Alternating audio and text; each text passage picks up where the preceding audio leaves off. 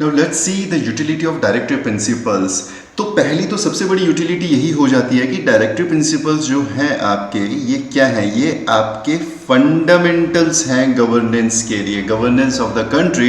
L M Singhvi ने क्या बोला? एल एम सिंघवी बोले कि the directives are the life giving provisions of the constitution, very important. M C Chagla क्या बोलते हैं, जो कि आपके फॉर्मर चीफ जस्टिस भी रह चुके हैं, उनका ये कहना है कि अगर हमने सारे के सारे प्रिंसिपल्स को अगर हमने इम्प्लीमेंट कर दिया तो our country would indeed be a heaven on earth. अगर हम जितने भी directive principle of state policy हैं उनको इम्प्लीमेंट करने में सक्सेसफुल हो पाते हैं तो India will be a heaven on earth.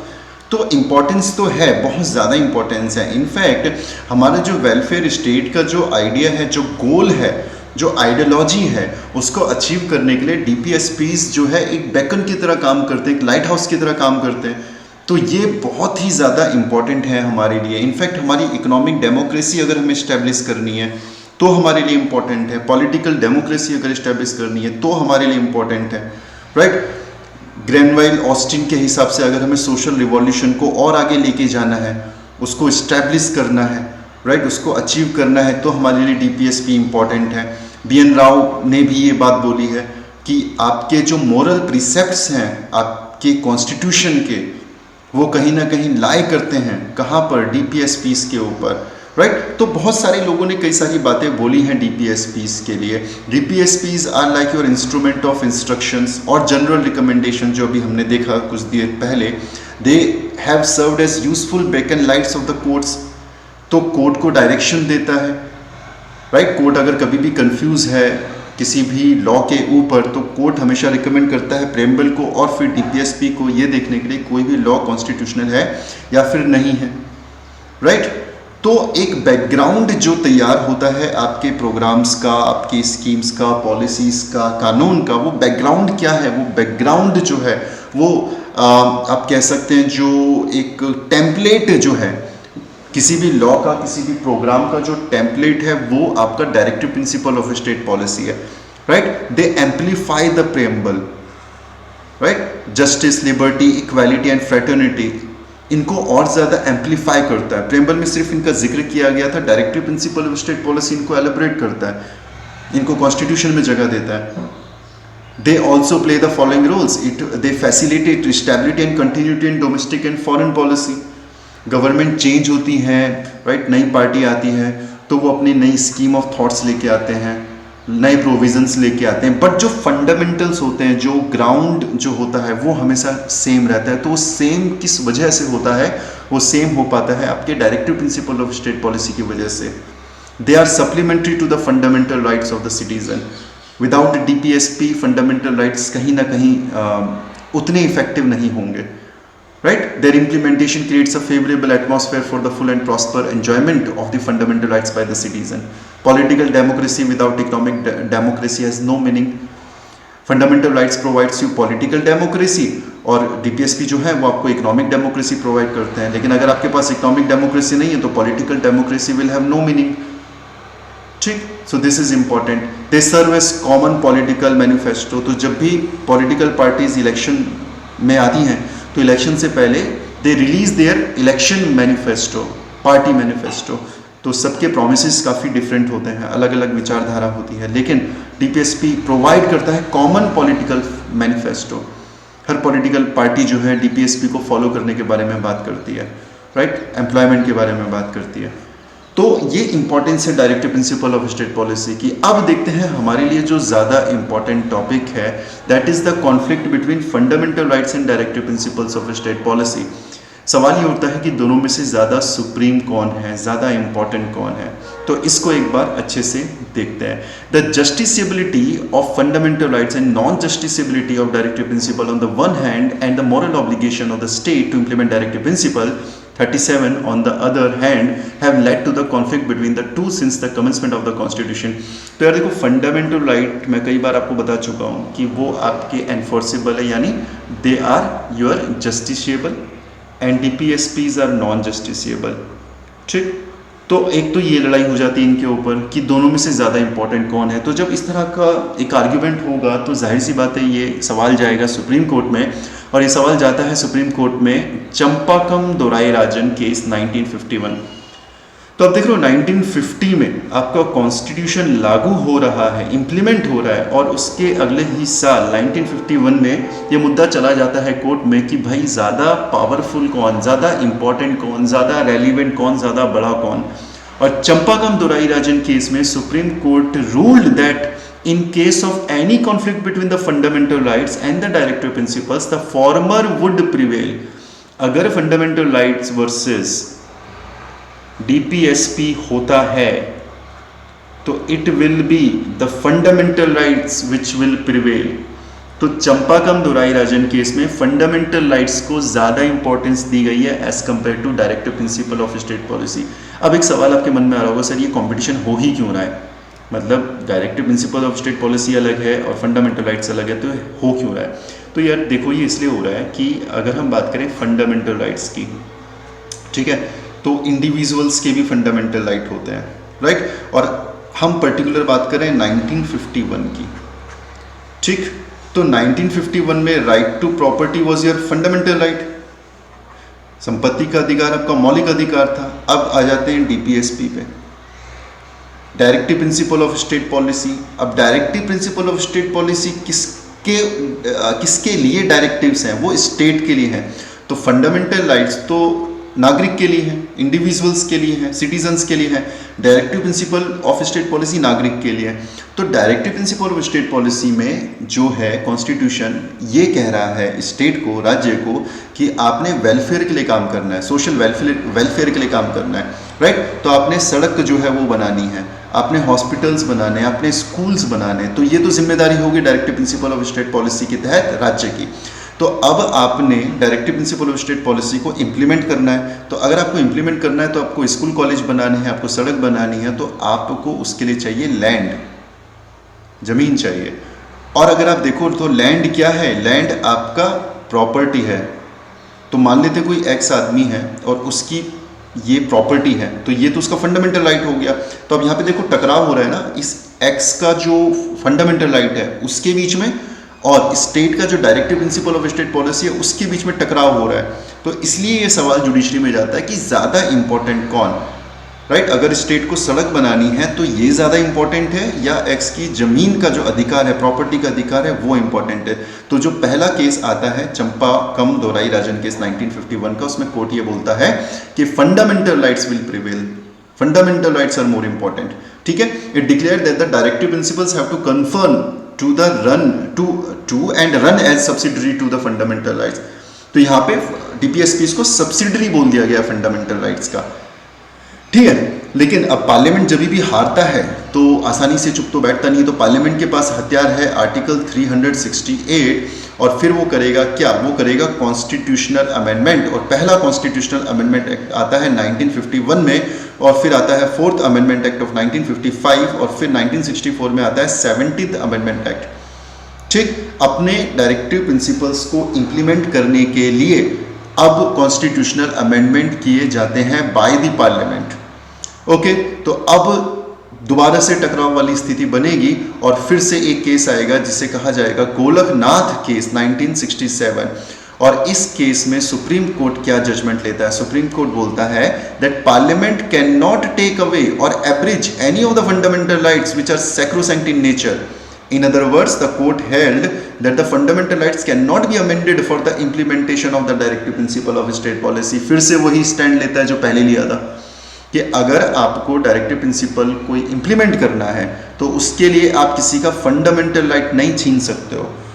Fundamental rights are still supreme. तो दो केस हो गए आपके, चंपाकम दोराईराजन केस में भी फंडामेंटल राइट्स को सुप्रीम बोला गया और गोलकनाथ केस में भी यही कहा गया कि डायरेक्टिव प्रिंसिपल को इंप्लीमेंट करने के लिए फंडामेंटल राइट का वायलेशन नहीं किया जा सकता। फिर से आपकी पार्लियामेंट परेशान हो जाती है और फिर से अपने हथियार का इस्तेमाल करती है, दैट इज 368 यानी कॉन्स्टिट्यूशनल अमेंडमेंट एक्ट, और लेके आती है 24th अमेंडमेंट एक्ट 1971 और 25th अमेंडमेंट एक्ट ऑफ 1971, ठीक। और अब यहां पर वो क्या कहते हैं 24th अमेंडमेंट एक्ट में, वो ये कहते हैं that the parliament has the power to abridge और take away any of the fundamental rights by enacting constitutional amendment acts.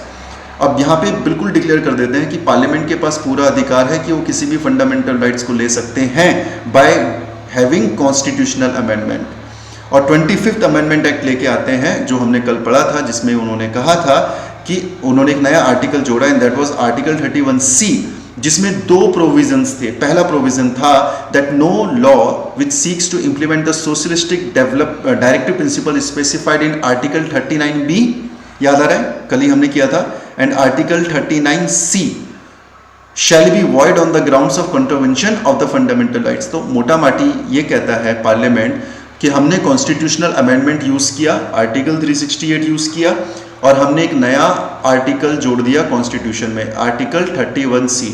31C में दो प्रोविजन है। पहला प्रोविजन ये है कि कोई भी लॉ जो कि 39B को और 39C को इंप्लीमेंट करने के लिए अगर फंडामेंटल राइट का वायलेशन हो भी जाता है तो भी उस लॉ को नल एंड वॉइड नहीं डिक्लेयर किया जा सकता।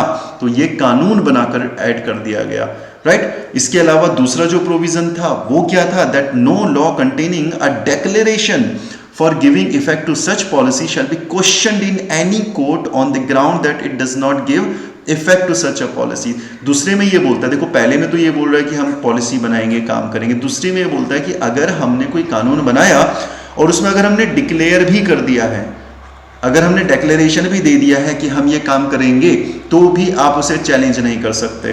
तो जाहिर सी बात है फिर जुडिशरी का नंबर आएगा और फिर आता है आपका 1973 का अगला केस, केशवानंद भारती केस, जो कि 31C के सेकंड प्रोविजन को अनकॉन्स्टिट्यूशनल डिक्लेयर कर देता है। सेकंड प्रोविजन कौन सा, ये वाला, no law containing a declaration for giving effect, इसको नल एंड वॉइड कर देता है। वो ये कहता है कि बाय मेरली राइटिंग और by merely having a declaration, आप अगर ये कह देते हो कि इसको चैलेंज नहीं किया जा सकता, तो ये कहीं ना कहीं अनकॉन्स्टिट्यूशनल है और इसलिए इसको इनवैलिड डिक्लेयर कर दिया जाता है। इसका मतलब आर्टिकल 31C का जो पहला क्लॉज है वो तो काम करेगा, लेकिन आर्टिकल 31C का जो दूसरा क्लॉज है इसको रद्द कर दिया गया, इसे नल एंड वॉइड घोषित कर दिया गया, ठीक, राइट।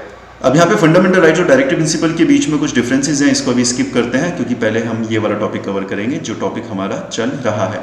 उसके बाद फिर 42nd कॉन्स्टिट्यूशनल अमेंडमेंट एक्ट आता है। देखो पार्लियामेंट के और जुडिशरी के बीच में आप देखो तो कहीं ना कहीं कॉन्फ्लिक्ट चल रहा है, ठीक है। चंपाकम दोराई राजन केस आया, उसके बाद पार्लियामेंट ने पहला कॉन्स्टिट्यूशनल अमेंडमेंट एक्ट किया 1951 में। उसके बाद फिर आप जो है देखेंगे कि आगे फिर गोलकनाथ केस आता है, उसके बाद 25th कॉन्स्टिट्यूशनल अमेंडमेंट एक्ट होता है, फिर केशवानंदा भारती केस आता है, उसके बाद 31C को उसमें ऐड कर दिया जाता है। फिर जो है फिर केशवानंदा भारती केस में 31C का जो सेकंड पार्ट है उसको नल एंड वॉइड घोषित कर दिया जाता है। तो अब पार्लियामेंट का नंबर, और पार्लियामेंट फिर 42nd कॉन्स्टिट्यूशनल अमेंडमेंट एक्ट लेके आता है 1976, और इसमें ये बोलता है कि भाई जो हमने आर्टिकल 31C में लिखा था ना, क्या लिखा था, हमने लिखा था कि आर्टिकल 31C के क्लॉज 1 में ये लिखा था कि कोई भी ऐसी बात जो कि आर्टिकल 39B और आर्टिकल 39C में लिखी होगी उसको चैलेंज नहीं किया जा सकता on the grounds of contravention of fundamental right. तो ये कहते हैं कि हम इसको चेंज कर रहे हैं और अब हम ये बोल रहे हैं कि बात केवल 39 की नहीं है, बल्कि कोई भी DPSP, अगर हमको किसी भी DPSP को अगर इंप्लीमेंट करना है तो जब हम करेंगे तो आप उसे कोर्ट में चैलेंज नहीं कर सकते।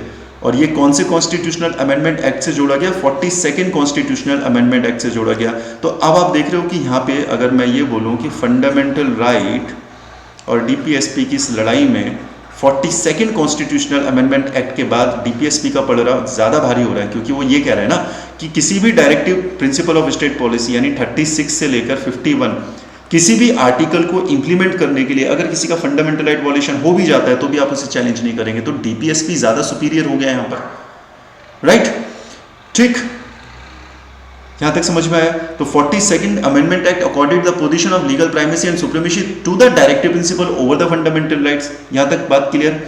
लेकिन अब बात दोबारा से होगी कोर्ट के पास और कोर्ट में आएगा अगला case Minerva mill case of 1980। और मिनर्वा मिल केस में क्या बोला जाता है, वो ये कहता है that directive principles were once again made subordinate to fundamental rights, ठीक है।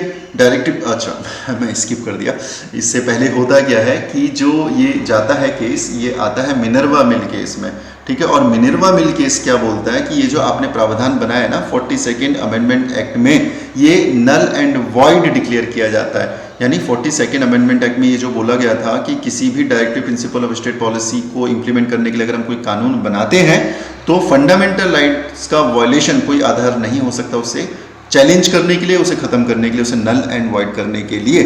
और इसी जजमेंट को, इसी 42nd अमेंडमेंट एक्ट को चेंज करने के लिए मिनर्वा मिल जो है केस होता है और मिनर्वा मिल केस इसे खत्म कर देता है। और अब फिर से स्थिति वही हो जाती है जो पहले थी, जो आपने चंपाकम दुराई राजन केस में देखी थी कि डायरेक्टिव प्रिंसिपल जो है वो फिर से फंडामेंटल राइट्स के सबऑर्डिनेट बन जाते हैं। Very important.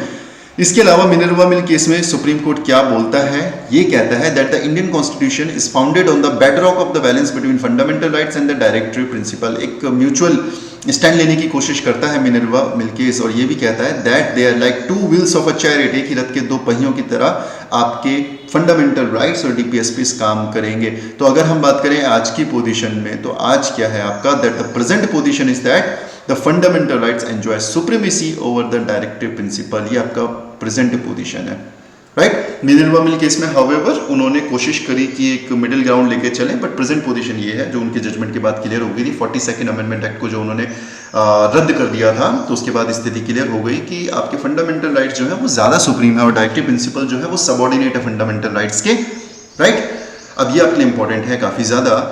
The parliament can amend the fundamental rights, बिल्कुल कर सकती है। For implementing the directive principle, बिल्कुल कर सकती है, so long as the amendment does not damage the basic structure. तो अगर आपको कोई directive principle of state policy implement करना है तो क्या उसके लिए फंडामेंटल राइट्स को अमेंड किया जा सकता है? बिल्कुल किया जा सकता है, लेकिन you have to make sure that the basic structure of Indian constitution is not getting violated, ठीक।